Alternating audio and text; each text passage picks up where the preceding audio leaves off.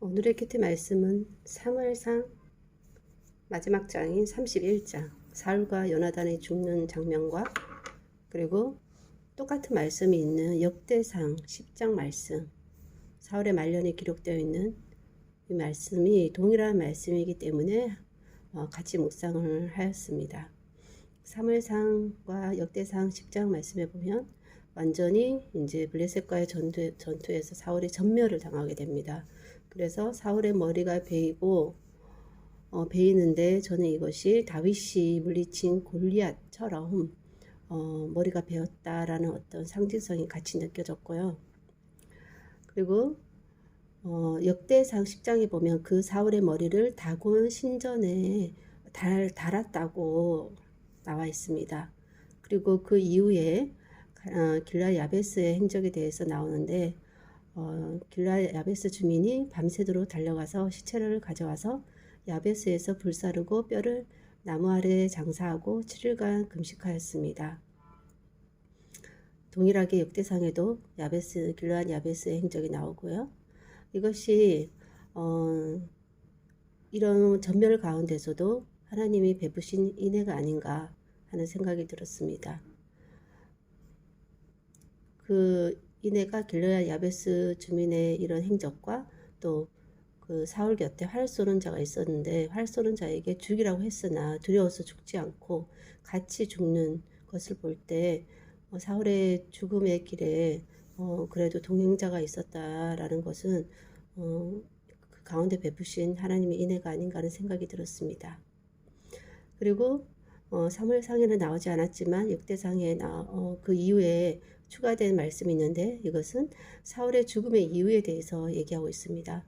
사울이 죽은 것은 여호와께 범죄하였기 때문이라.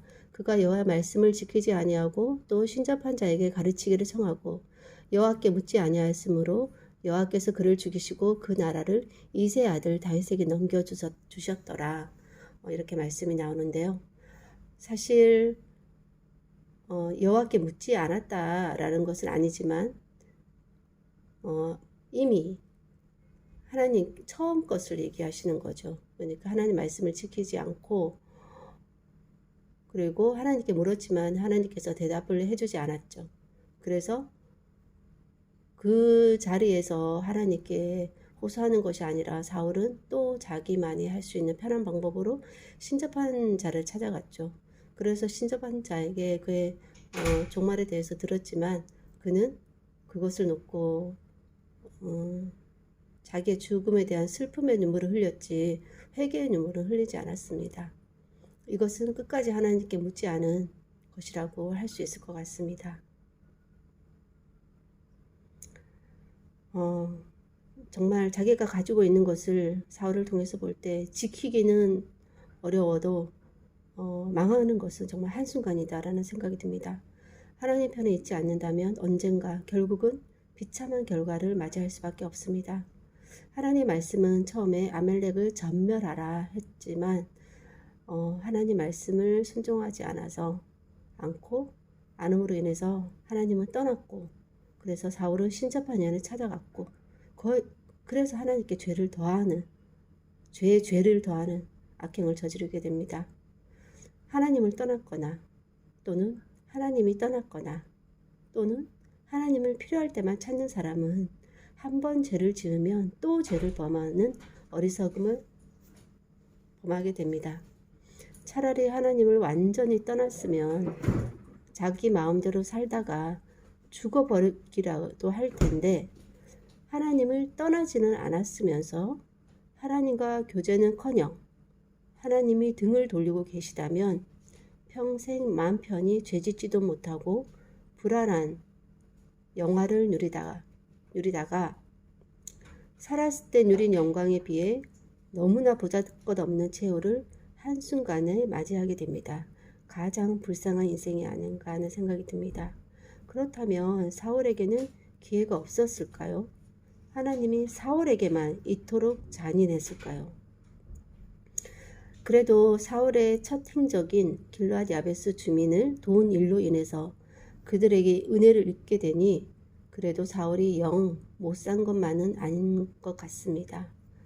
사울의 죽음을 통해 한번 밑보인 사람은 끝까지 숨통을 쥐고 탈탈 털어버리는 잔인한 하나님을 보기보다는 결코 용납되어지지 않는 하나님 말씀의 불순종에 대해서 심각하게 받아들여야 함을 더 중점을 둬야 할 것입니다. 사울은 사실 말씀의 불순종을 넘어서 말씀 자체를 가벼이 여기고 자기 식대로 해놓고 순종했다고 했고, 지적을 받았어도 회개는커녕 자기 이미지 관리에만 몰두한 하나님을 자기 액세서리 정도로만 여긴 어리석은 사람이었고, 자신이 한 가장 어리석은 행동은 하나님께 회개하지 않은 것입니다. 사울에게 임시 방편이 아닌 진심 어린 회개가 있었다면 하나님께서 이렇게 비참한 최후를 맞게 하지는 않았을까 싶습니다. 결국 자기가 맞이한 이 비참한 최후는 자기 스스로가 자초했다고 볼 수 있을 것입니다. 하나님 아버지, 사울의 죽음을 볼 때 얼마나 그가 살았던 생에 비해서 그가 올라간 영화가 클수록 정말 그가 떨어지는 그 비참한 최후가 너무나도 처참하다는 생각이 듭니다. 성경에 나오는 여러 죽음을 볼 때 어쩌면 가장 이렇게 죽음을 맞이하고는 싶지 않다라고 생각되어지는 죽음이 아닐까 생각이 듭니다. 하지만 그 죽음은 하나님께서 그렇게 가라고 만든 것이 아니고 사울 스스로 하나님께서 여러 번 기회를 주셨는데도 계속해서 기다리셨는데도 불구하고 그가 돌이키지 않은 자기의 범죄로 말미암은 자기가 맞이한 최후였다는 것을 볼 때 하나님, 정말 주님을 나의 주님으로 알고 하나님을 의지하면서 살아갈 수 있는 이 순간이 얼마나 감사한지요. 이러한 하나님을 주인으로 삼고 사는 삶을 정말 지금이라도 살아갈 수 있도록 은혜 주시니 감사합니다. 하지만 이 믿음 끝까지 잃지 않도록 주님께서 지켜주시고, 무엇보다 최후의 순간에 주님을 뵙는 그 최후의 순간에는 이보다 더 큰 하나님을 의지하는 믿음으로 모세처럼 눈이 흐려지지 않고 생각이 흐트러지지 않은 상태에서 주님을 온전히 맞을 수 있도록, 기쁨으로 주님을 맞을 수 있도록 주님, 저에게 남은 하나님이 주시는 축복 가운데 단 한 가지가 있다면 죽음의 순간의 축복을 주님께서 허락하여 주시옵소서. 그렇게 하실 것을 믿고 오늘도 주님을 의지하며 살아가는 하루 될 수 있도록 붙잡아 주시옵소서. 감사를 드리며 예수님 이름으로 기도하였습니다. 아멘.